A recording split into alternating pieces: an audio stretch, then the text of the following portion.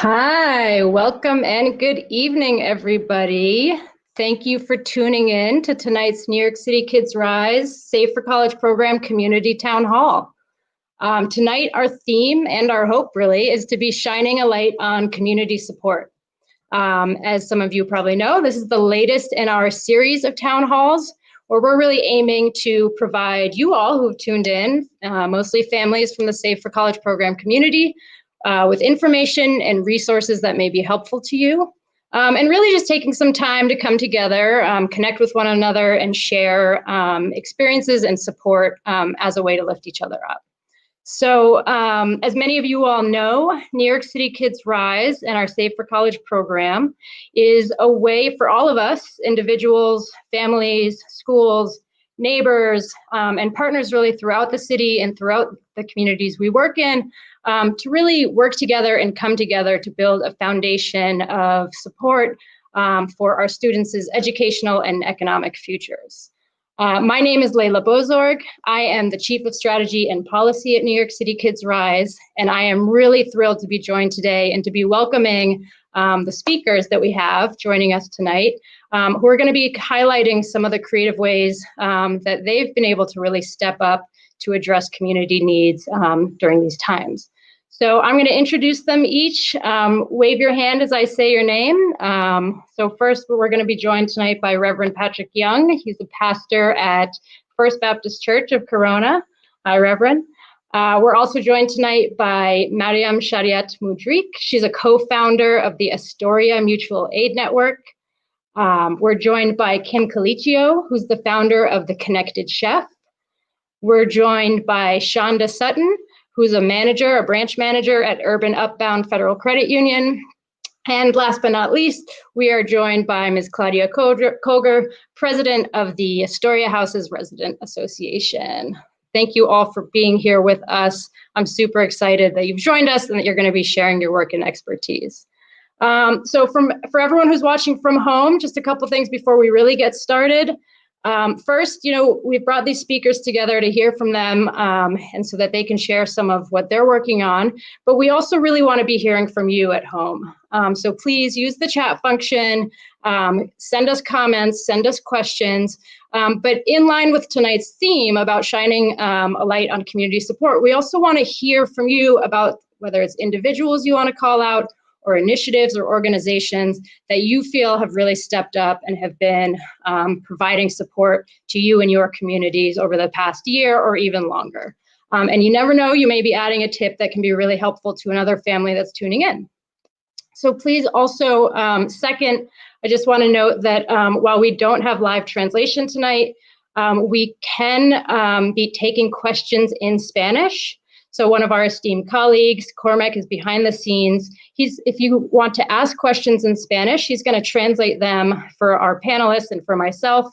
And while we'll answer in English, we will later be posting a recorded version of this to all of our sites. And that recorded version will have a Spanish translation and Spanish subtitles. So you'll be able to access it that way.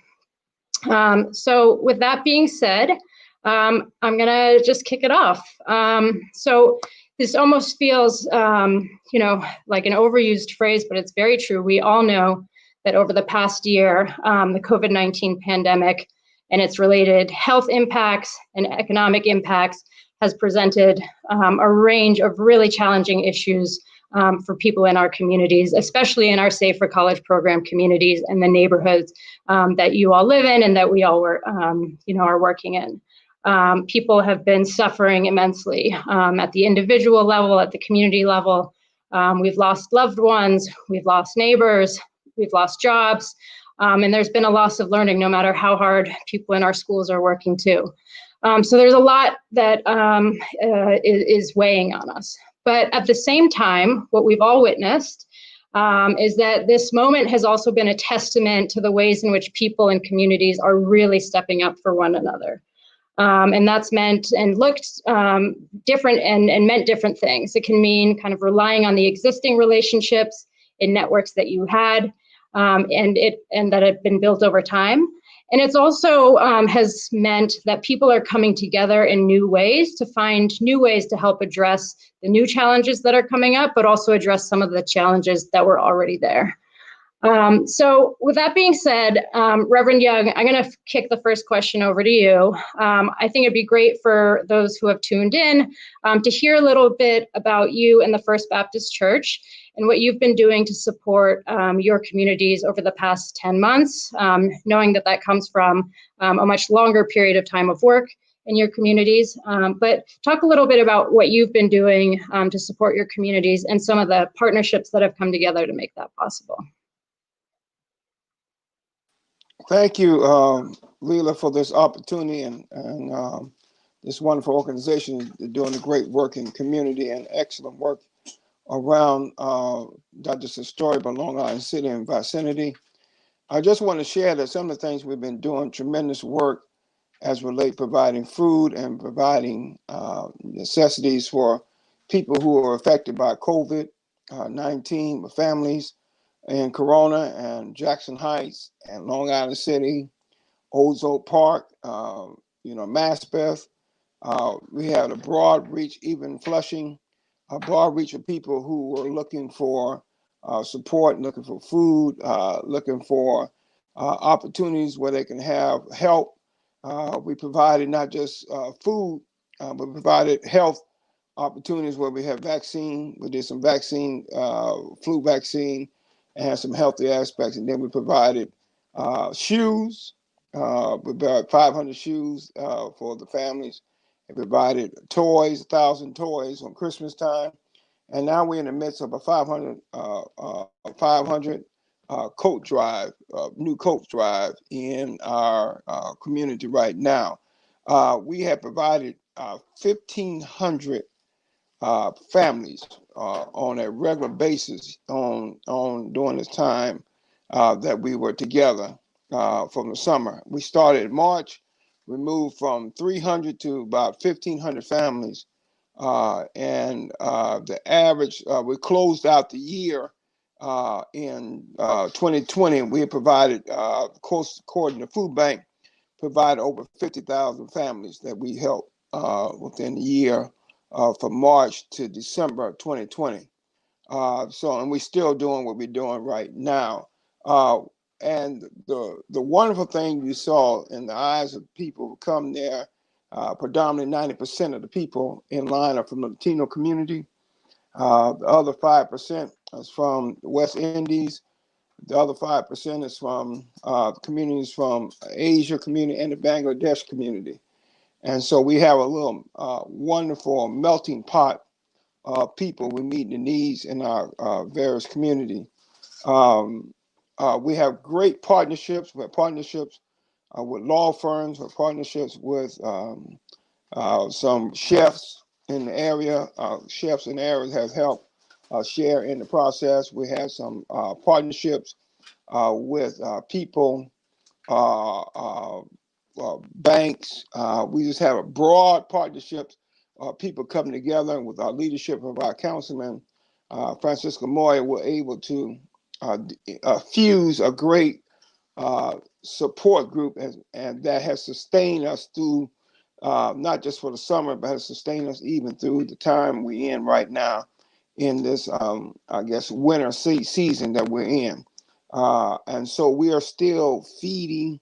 We're averaging still the amount of 500 families per, and that's average 3 per family. So we're talking about 1,500 people we're feeding every Saturday. And then we provide food on Wednesday, provide hot meals or cold or sandwiches on Wednesday from 12 to 2. And that's average about 100 people, 100 families then. So we've been I guess the lifting arm for those families who arms are dropped during the COVID-19. We have been providing things. I had one of the greatest stories I had was when I seen one summer that a family member came to me and said, Pastor, in his vernacular and his Latin vernacular, thank you for providing food for my family throughout this COVID season. And so when you provide hope and help, and then also provide healing for them and let them know they are not a number, but they are humanity. They are people. They're people who are by innocent bystanders who fell in this pandemic issue, and they let them know that they are not just a person that we are counted as labeled them, but they are individuals who have lives, they have and living and have need hope. And so that's what we're trying to do, and that's what we've been doing for the time. We've been around 10 years, but this has been most out of the 10 years. This year has been 2020 has been the most impactful year of our food pantry and the work we do. We moved from a worship center to a mission center, and we're moved not just having we always have been doing outreach, but we have taken it to on steroids now, outreach on steroids now, and it has been tremendous blessing. We have had people who have just come by. We have people just drive by and they see the lines and they feel compelled. One young man, one family member said they had to turn around and bring some money because their son started crying because they saw the line was on and said, "Mom, we got to do something."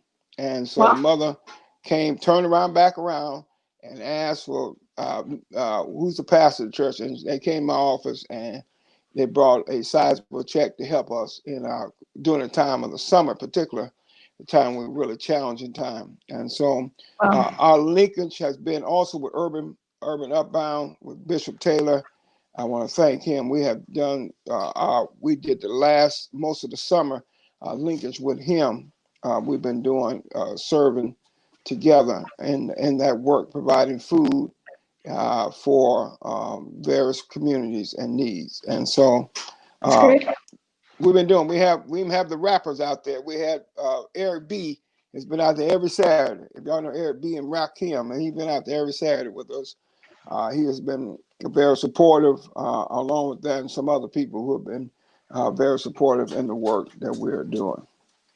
All right, that's amazing and truly inspiring. Saturdays, Eric B. That's a good catch. Yeah, he's on Blue Blood. He's on Blue Bloods every day, and so so we got Blue Blood stars out there helping in the work we do, and that's great. And the kid to kind of complement what this organization about.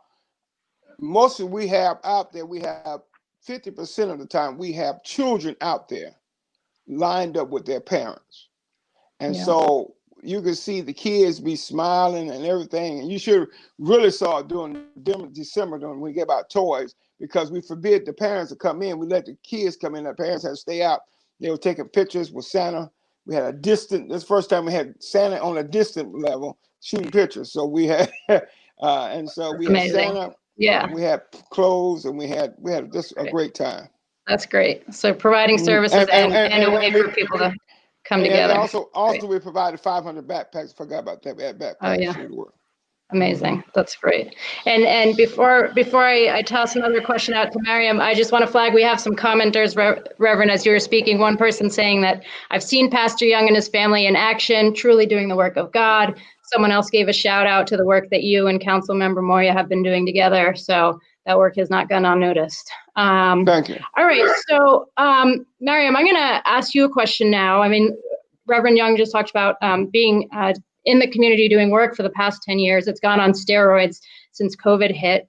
But it'd be great for the crowd to hear a little bit about your work. You've co-founded the Astoria Mutual Aid Network, which really came together more recently in response to COVID-19 crisis and really took shape just as that crisis was taking hold in our city.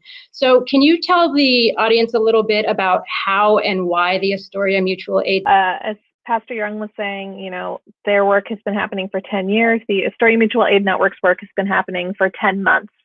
We started back in March 2014, right before New York City sort of implemented its lockdown restrictive phases.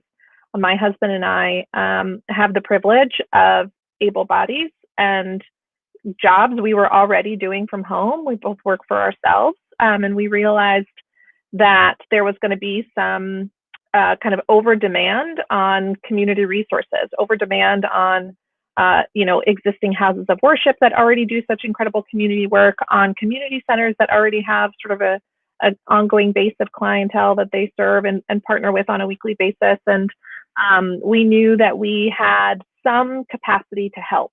What that looked like for us was printing out flyers that just said, if you're a neighbor who needs help, call this number.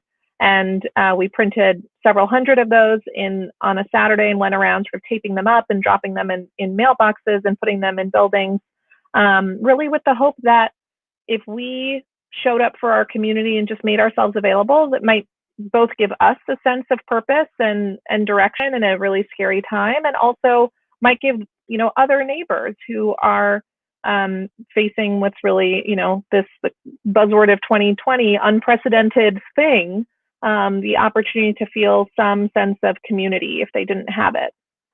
And so the hope was to start small, going to go groceries for our neighbors who were homebound or extremely vulnerable and fearful of leaving their homes. And it became so much more.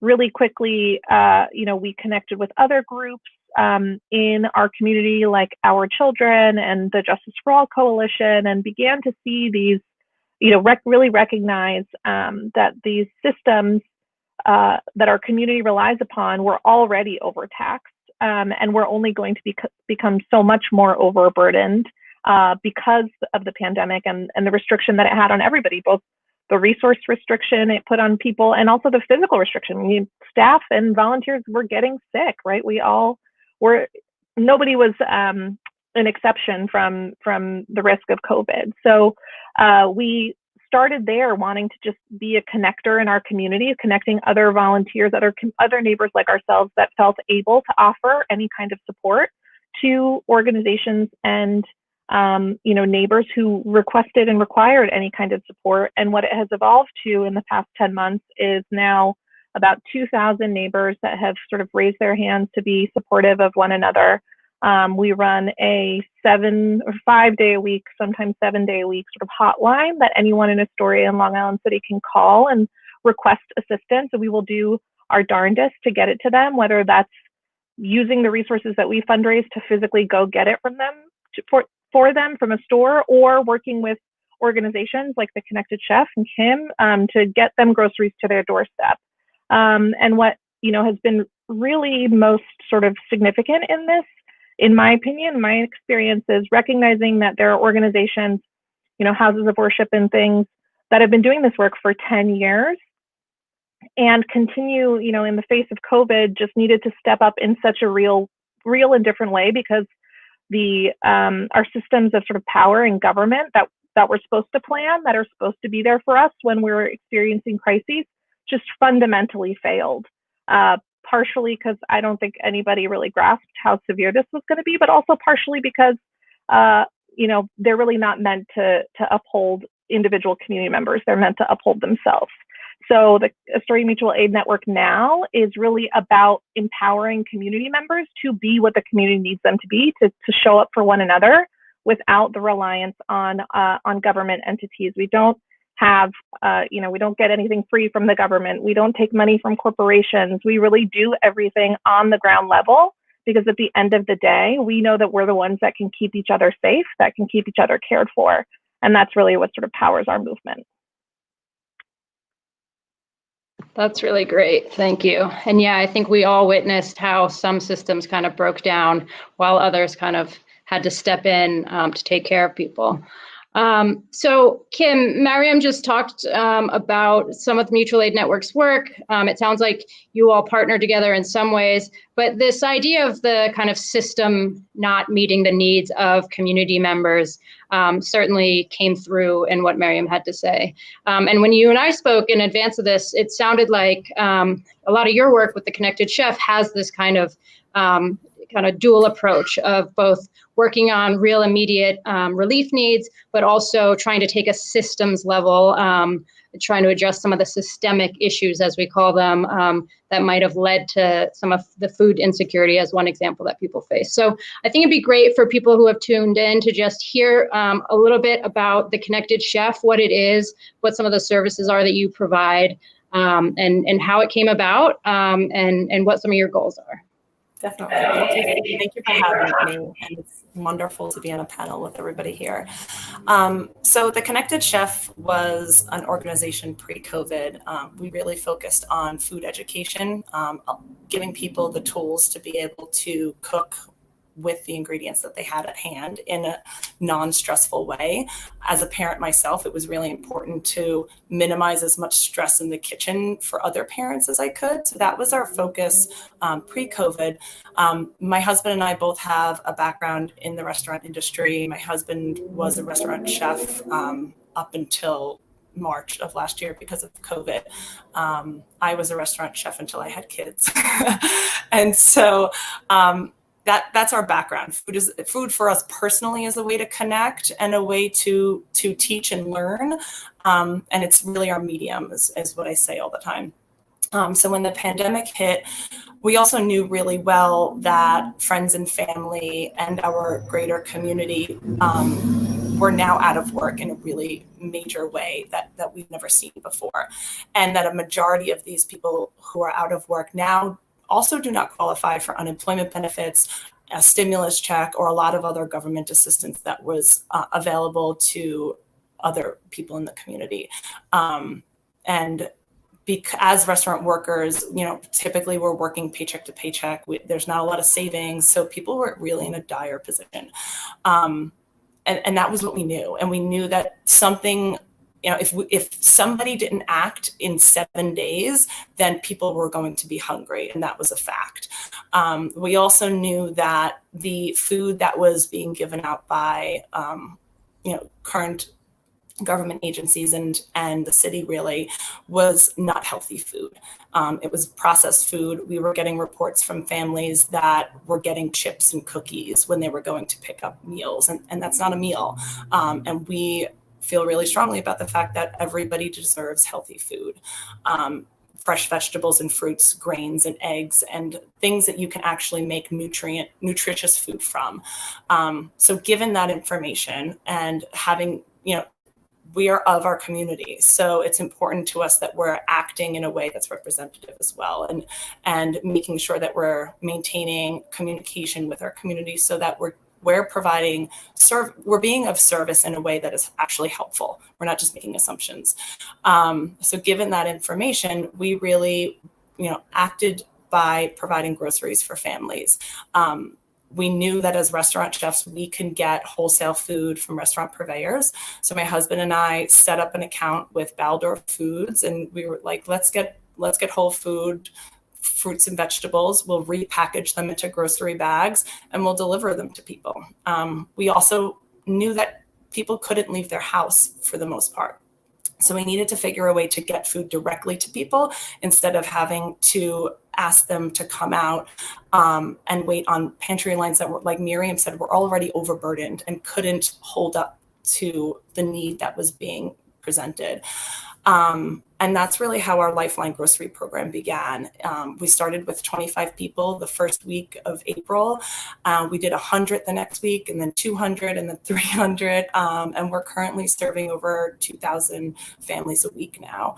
And it's an honor to be able to be in a position to build a system of support that actually works and is based within and rooted within the community, but is also really reflective and making sure that we're focusing on how we're distributing this food, and talking about the systems aspect of things. COVID pushed us into overdrive. These are issues that they always existed, right? Food insecurity and access to healthy food was always an issue for many community members.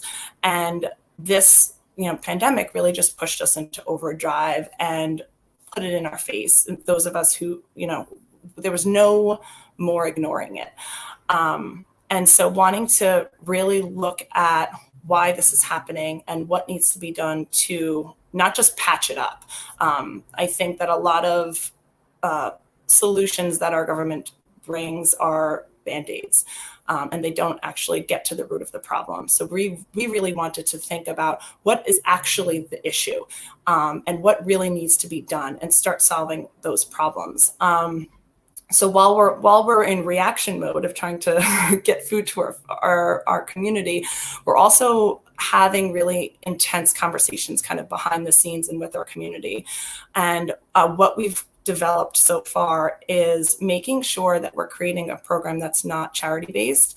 That's something that creates jobs for our community. We have 12 hired staff right now who are on site packing our groceries, delivering groceries in our admin positions.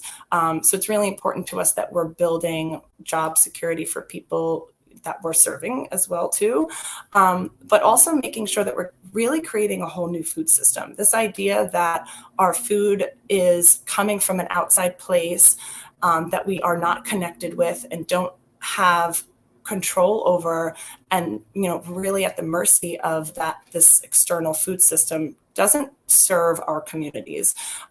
So we've developed a community-based grocery package, which is basically a sliding scale grocery package that people throughout the community can opt into.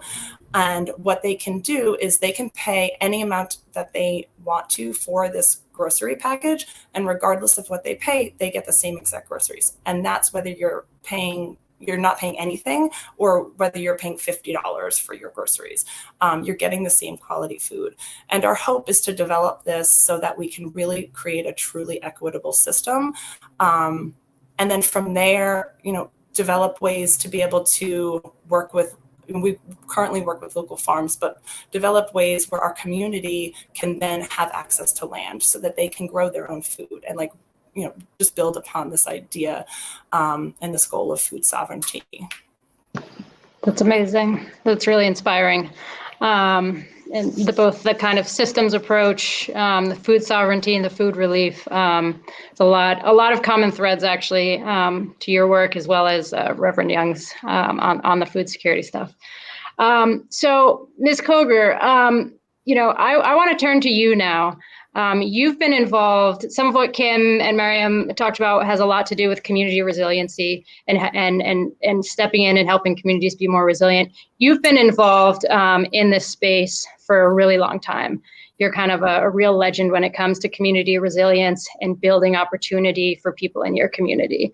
So first of all, thanks for even just joining us. But when COVID-19 hit, you and other members of the Astoria Houses Residents Association, you all embarked on a pretty ambitious effort pretty soon after COVID hit, which some people might have at the time thought was too ambitious. So I think it'd be great for you to tell the folks who have tuned in a little bit about what it is that you set out to do with raising funds through the Save for College program for students with accounts, why you decided to embark on that ambitious effort, why now was the right time, and why it was important to you. And I just, right before you speak, I just want to flag, we see some questions in the comments related to accounts and where to get vaccines. We're going to have staff people follow up with you to answer some of those questions. But back to you, Ms. Koger.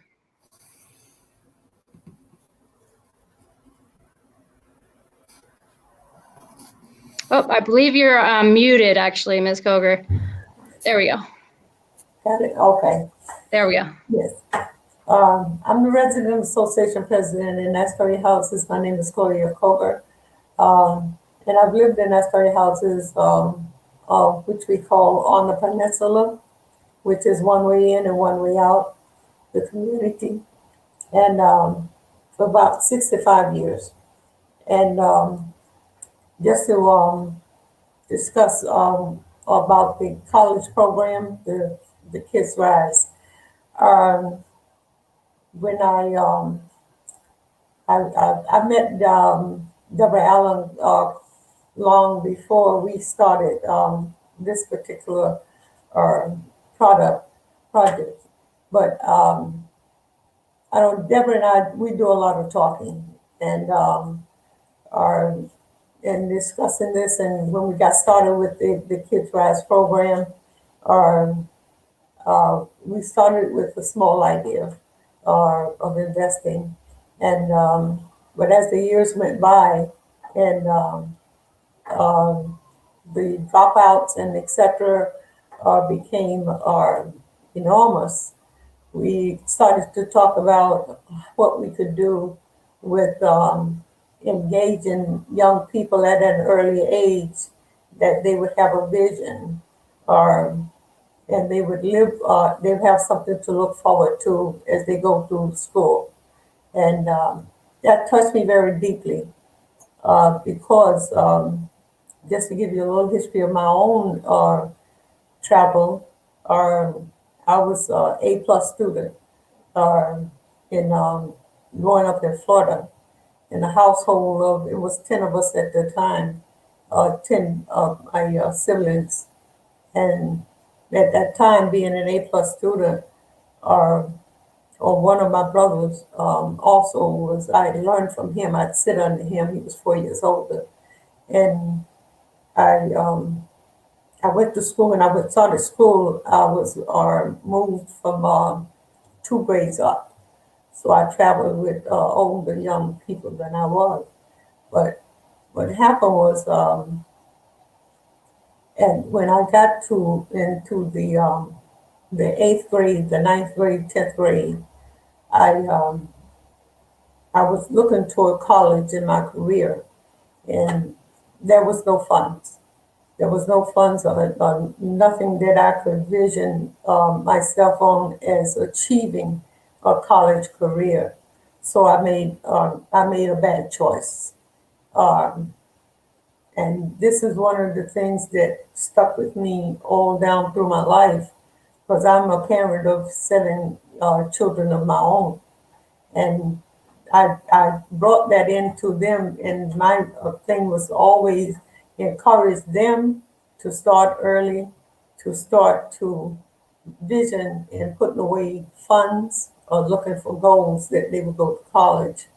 And that stuck with me. So when we was talking about it with the Kids Rise program, and when Deborah started the program, and what I did was, um, it really touched me so deeply that I wanted to get involved in it.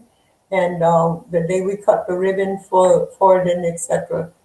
But in going along, we started to think, what could we do better, to increase um, the funding in that program, um, and get more people involved in the educational part of it, and feeling what we were feeling at the time.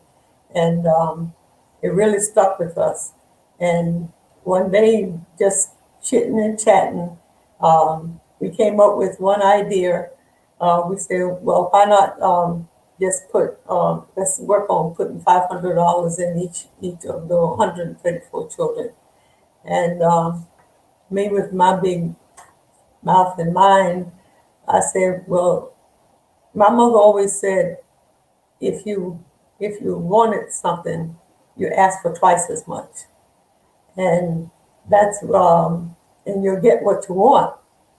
And so we doubled it, and we came up with $1,000, and um, only by the grace of God, and I know that it was Him, because within the 4 months' times we had achieved $1,000 for that 134 children in Asbury houses. And I just, I just, I just get overjoyed every time we think about it, and we're looking forward to going now on to celebrating. One of the things that really I want this to stand out, because one of the things that really impressed me and gave me such joy was so how this spread it out with so many people that we don't even know, Yeah. because it touched so many so deeply. and they just poured out the funding. Touch one, and they touched another 20, another two, another whatever. But it really just brought this to full fruition. And That's I'm, great. I'm still amazed. I'm Yeah. still amazed. That's amazing. And it's worth calling out, you're being a little humble because you started with a goal for the 134 students, but then once you met that goal, you actually increased it for the incoming new kindergartner class Yes. too. So now you're reaching even more students. The whole new incoming class now is part of this effort too, and you're close to meeting that even heightened goal. So congratulations on that. And really the way in which, I think it's a testament to, there's folks like you who are really committed to the long-term interest and long-term futures of the kids, even in a moment right now where so many are focused, as they should be too, on relief. And it's this kind of holisticness of all the things that folks on this panel are providing that really helps families. So Shonda, I want to turn to you now. The audience hasn't heard from you yet. You and Urban Upbound have been serving a lot of the neighborhoods that are part of the Save for College community for quite some time now, including a lot of members of Astoria Houses. So tell us a little bit specifically about the Urban Upbound Federal Credit Union, who it serves, why it was created, and some of the ways that you've been assisting communities just during this last year. Thank you, Layla. Good evening, everyone. So, Urban Upbound Federal Credit Union has been around since 2010. It was open really to promote savings and to assist in breaking the cycles of poverty in public housing and the surrounding communities. So, yeah, we serve Astoria Houses, Queensbridge Houses, Ravenswood, and Woodside Houses, and again, the surrounding communities. And we're actually located across the street from Queensbridge Houses. One of the things we did, unlike some other financial institutions, the credit union stayed open. We modified our hours. We didn't close.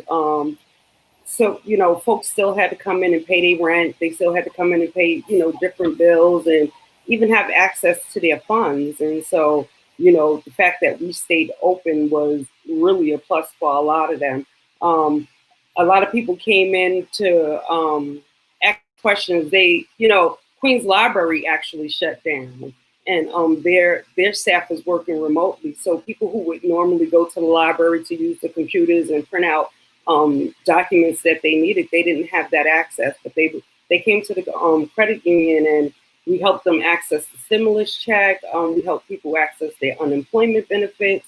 When everything shut down, we was pretty much in the heart of tax season. So a lot of people were getting their tax refunds in. And for our members, if we had closed down, they wouldn't have had any way to get their money because they actually had to come into the credit union to do so. But COVID actually catapulted us into to pushing out our debit cards, which was really awesome. We were working on it, but it was a slow process. And as soon as COVID hit, we was like, no, we need to push the button on this now, because people need to be able to access their money. We didn't know we was going to shut down completely. The rest of Urban Upbound actually closed, and they were working remotely, but the credit union, we were still open. But in the beginning, we wasn't sure if we was going to stay open, so we was like, no, we need to get these debit cards so that our people can have access to their money. So. Oh, and one of the other things we did, we offered a COVID grant to public housing residents, and specifically to the Queensbridge, Ravenswood, Astoria, and Woodside residents. And it was up to $1,000. It was really to help with any additional bills they had, or even if they were backed up on rent, just to give them some space until, they got their footing back. So. That's great. That's really great. And as Reverend Young talked about, Urban Upbound has been doing this work for quite some time in the community, so it's amazing. And part of that longevity is probably what allowed you to know you needed to stay open in this time of crisis, that your clients would really suffer otherwise. So that's amazing. So Kim, I want to go back to you for a minute, because you actually have, in addition to doing a lot of work in the community, you have 2 kids that are part of the Save for College program, if I'm not mistaken. So we'd love to hear from you a little bit, because a lot of our viewers are part of our parents as well, just about what it means to you and your family. And then second to that, just because your work, that's kind of the individual impact, but because your work has so much to do about community and connection, just a little bit about what you've been learning about the importance of those relationships and building connection with other people and other groups. Definitely. Yes, on top of it all, I'm also a mom of 2 extremely energetic boys who are 5 and 8. And the college program for me, actually, it got us started. It got us to begin to just think about saving. It was not something that we thought we could do or had planned on before the Save for College program came our way. So, so many families in Queens, we have a limited income. Saving in general is really hard on a regular day. And I think the college program really prompted us personally to start thinking about saving for college and feel like it was attainable. It took this really overwhelming aspect of parenthood and put it into perspective and gave us the ability to just start somewhere. And then we build on that, which has been really amazing. So I'm grateful for the work that you guys are doing. And that, leads into such a, for me and for our team, community connection is everything. And I think the Connected Chef, we very much view ourselves as a platform for the community, as a space for people to be able to engage in solving food-related community issues together, but also recognizing the fact that it's not just about food. Being collaborative with other efforts is extremely important to us as a group. And we've been really grateful for the abundance of community partners and other mutual aid groups that we've been able to work alongside of. But it's really, really vital that we don't work within a silo. And if food is our passion, that's wonderful. And let's do as much work around that as we can. But we need to be aware of the interconnectedness of between food justice and other community issues like housing and education, in general, because the more that we're pushing all of those issues forward together, the better the problems are going to be solved. There's an inherent connection to other efforts and resources in the community. And as simple as being able to put flyers in our grocery bags so that people know about programs like the Save for College program, or they know about the census that's coming up that they need to get on, and on all of these other additional resources that they could have access to.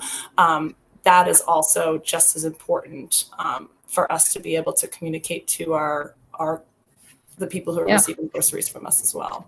That's really great. That's great. Shauna, I actually want to go back to you for a minute because one thing you didn't mention that I think a lot of folks might know, but is that the credit union is actually community owned. And so it'd be great for you to talk a little bit about what that means to be community owned and why that's important, especially in times like now. So, and another thing I didn't mention is that I lived in the community. I currently live in a community. I have been here for 48, 49 years. So being community owned means that we understand our community members, right? We serve them. We can serve them well because we understand them. And it also means that the assets that the credit union get circulate into the community. So it helps to, build the community. It's locally owned and it stays in to help to ensure that the community is built, continues to grow. Even as Long Island City evolves, because there's so many different changes coming around in Long Island City. We have buildings going up all around us, but we don't want the people who've been in the community for so many years to be left out. I think the other thing is in our communities, trust is a big factor.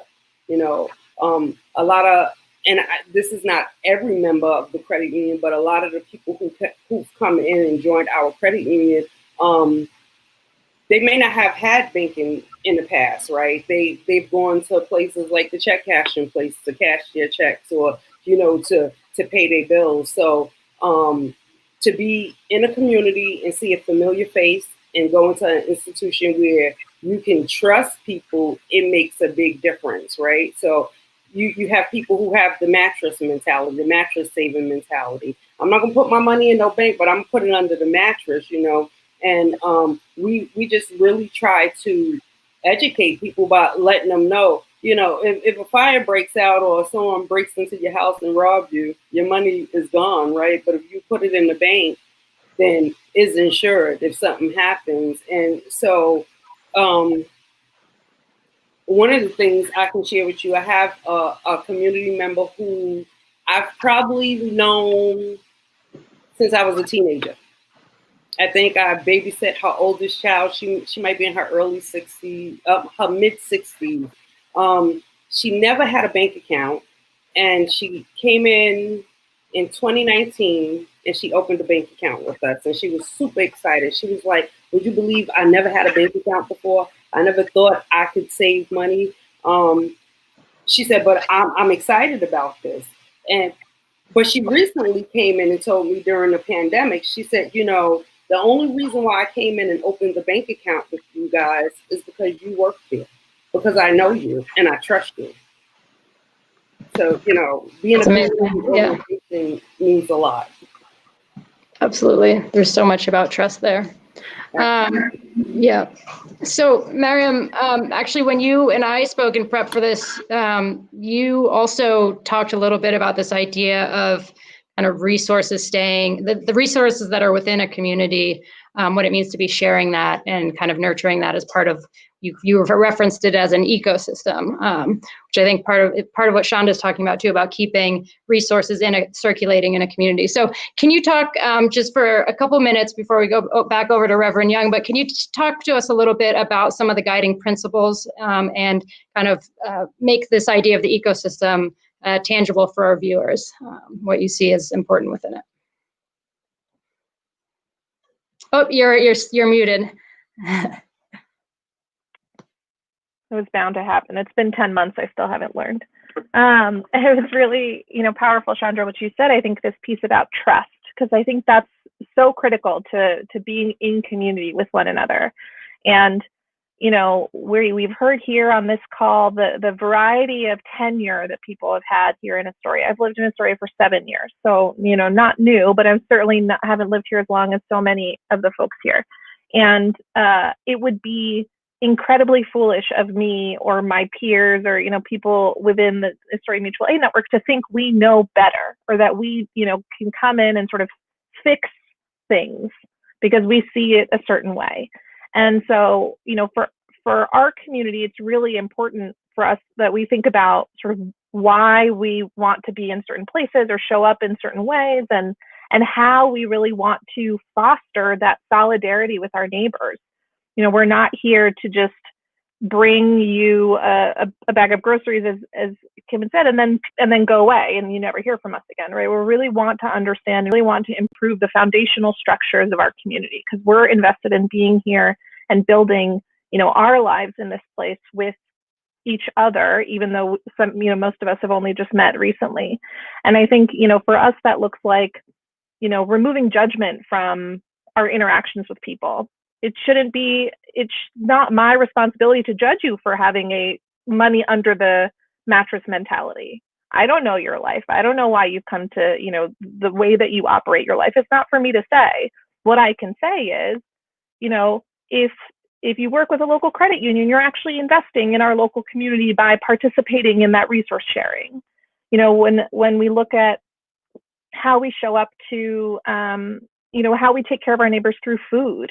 As Kim has mentioned, it's really important to us that we don't just go to, so many food pantries that it's not necessarily a reflection on them, but that give people who wait hours in line food that is not nutritious and frankly expired, like literally past its due date. And that doesn't it doesn't advance anyone's dignity. It doesn't make me feel good to go take a bag of food to someone who has called to ask for help, which is a really hard thing to do in the best of times, and drop food on their door that I can't even buy at the grocery store. And so we really put forward this pillar of like trying in everything we do to ask ourselves, is this advancing someone's dignity? Is our action by doing this diminishing someone else? Is our action by doing this uplifting our neighbors? Is our action by doing this actually contributing in a way that's meaningful, or are we just taking up space to make ourselves feel better? Because that's also not helpful. And I think it's, you know, the really tricky part about trust and about this sort of really meaningful community building is that it's slow. Right? It really takes time. And we hear that from so many of the organizations that are here. Astoria Mutual Aid Network has been here for 10 months. And I think we've done a pretty good job over those 10 months showing that we're in this for the long haul. But it would be really foolish of me to say that we've got the trust of the community over just 10 months. We have the trust of the, you know, 800 families we work with on a regular basis, because for 10 months we've been working with, you know, partnering with them and showing up for them in a way that really makes a difference. But that doesn't mean that we're sort of a monolith in our ability to serve our community. And I think that that component of trust and that component of putting your neighbors on the same pillar as you put yourself, and the values that you bring to your household and your family, and ensuring that you're sharing those values with your neighbors is really, for us, sort of what we try to continually calibrate our work against. That's really powerful. Thank you. And Reverend Young, I want to turn back to you and Ms. Koger as well, because what Miriam just said actually hits on some themes that I've heard you talk about before, about trust building and the kind of commitment that comes along with this type of work. But you know, you've been doing this work for some time. I think it'd be great for some of our audience members to just, I mean, it'd be great if you gave them some advice for people who want to be involved in supporting community. I mean, this is a time that a lot of people are looking for ways to plug in. And curious to hear from you, like some of your lessons that you've learned along the way that you think are most important for people to hear, people that want to be engaged in helping out. What advice would you kind of impart on them? And Ms. Koger, I'll ask you the same thing after Reverend Young goes. I guess the work you do got to have the 3 C's, the 3 C's. 3 C's that see the people who they are, the 3 C's that sees the people as who they are. You got to have a C. The C, number C, is commitment, compassion, and you got to care. Commitment, compassion, and care. The 3 C's that sees the people who are in need. And you got to open up your eyes and have that kind of movement of change and impact upon people who need a lift and need encouragement. I think our basis of going back to who we are, the scripture, our faith teaches us Matthew 25:35. When I was hungry, you fed me, and when I was thirsty, you gave me some water. When I was strange, you brought me in. When I was naked, you put some clothes on me. When I was in prison, you visit me. And we have to transform the mentality of when I'm hungry, you sold chicken dinners, and when I was thirsty, you had a tea party.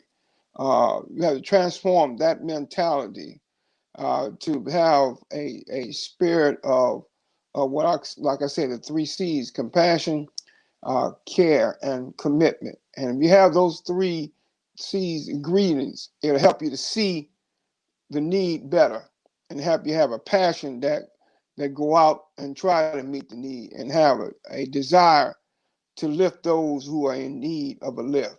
You know, that is what you need to have. I think those are the ingredients. And then Miriam, I was hearing you and hear Kim. So I hear all the passion in your voice. Is the passion has to flow to the people, and they have to see it, and they trust you because they know you care for them. They trust you because you are compassionate toward them. You don't see them as people who are hungry and just going to come and get some food, and people just stand in line, won't get something, take something from you.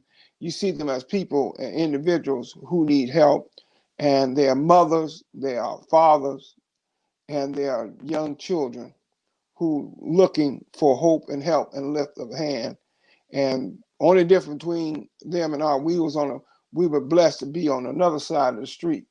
But guess what? You're on another side of the street looking across the street to somebody else who wants to get across the street like you. And our job is to help them to get across the street like we are. And so that's what we tend to do and try to do every Saturday, to help people to get across the street, across their street from their pain, their frustration, from their letdowns, and bring them to where the level where on the other side there's hope, and there's possibilities, and there's healing, and there's someone who cares and has compassion for you. That's really lovely. Thank you.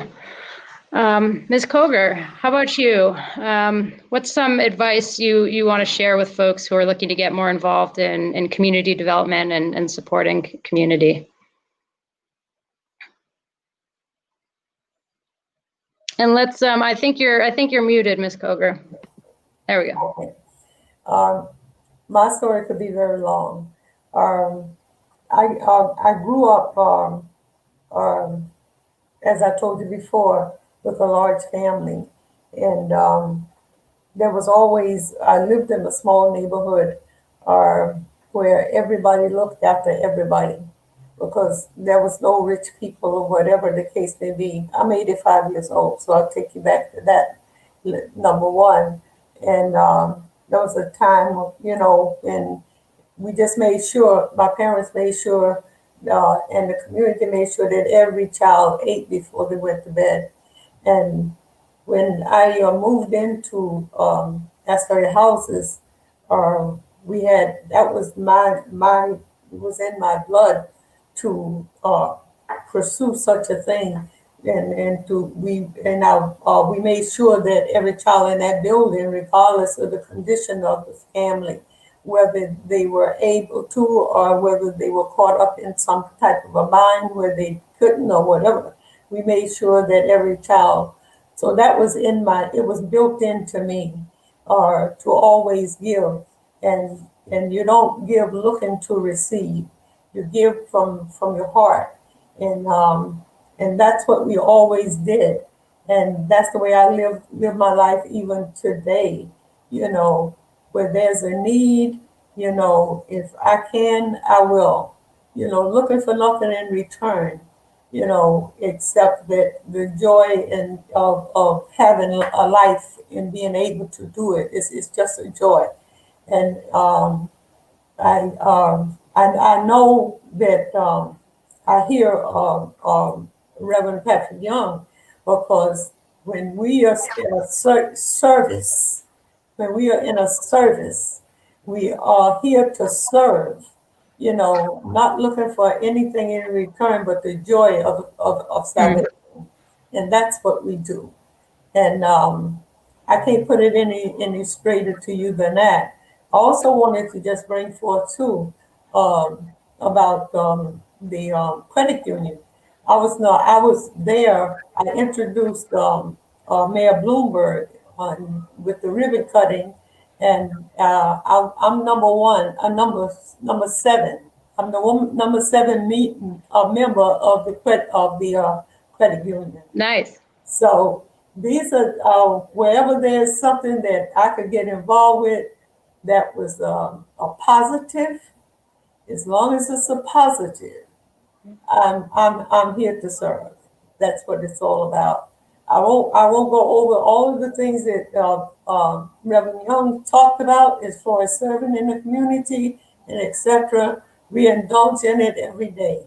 We had the gas outage where we made sure that every family ate and that every family had hot meals, and those are the things that we work with. When the children came out of schools, we had to make sure that they had the Wi-Fi. So we worked with our politicians to make sure that Wi-Fi came into every building here in Astoria Houses. So these are the good things that we do. I don't usually talk about it because I just continue to pray about it and to be a servant. That's beautiful. You are quite humble, but it is helpful to hear some of your stories and to hear about all the work you're doing, so that people can know, get inspiration from you, and really learn. So thank you for sharing that. We are unfortunately at time, but I will say, if anyone wants to hear more from Ms. Koger, on February 6th, actually, we're going to be celebrating together with so many members of the community. We're going to be celebrating the community scholarship and attaining that goal, where every kindergarten, first, second, third grader in Astoria houses is going to be receiving $1,000 in their New York City scholarship account. We're so thankful for that. It's a huge effort, and to be commended. But I really want to thank all of our panelists tonight for joining us this hour, sharing what you've been doing, giving us some inspiration. The panelists did give us resources to share. We're going to be posting that on our Facebook page. We're also going to be sending it out. When we send out the recording, we'll have a Spanish recording, Spanish translation of this event as well. When that's prepared, we'll share it with you all. And we also just want to remind you that starting in February, we're going to be doing our workshops again, focused on the different account options that are available to you as part of the Save for College program. So the next event's going to be on February 17th. We'll put a link in the chat for the event, so you can keep track of when those workshops are happening, and you can go online and register. But yeah, just really want to thank you all, remind you that you're part of this amazing community, and thank you for being part of this community. We'll be seeing you next month. We're going to be doing this town hall monthly under different themes. So if there are things you want to be hearing about as part of this community, you should also let us know. I want to thank those of you also who chimed in and commented. I forgot to flag one comment. Someone from the PS17 community wanted to know that they're providing a food pantry for PS17 families. So that's something we can share some information about as well. So once again, thank you to our panelists. Thank you for tuning in, and we'll see you next month. Bye-bye.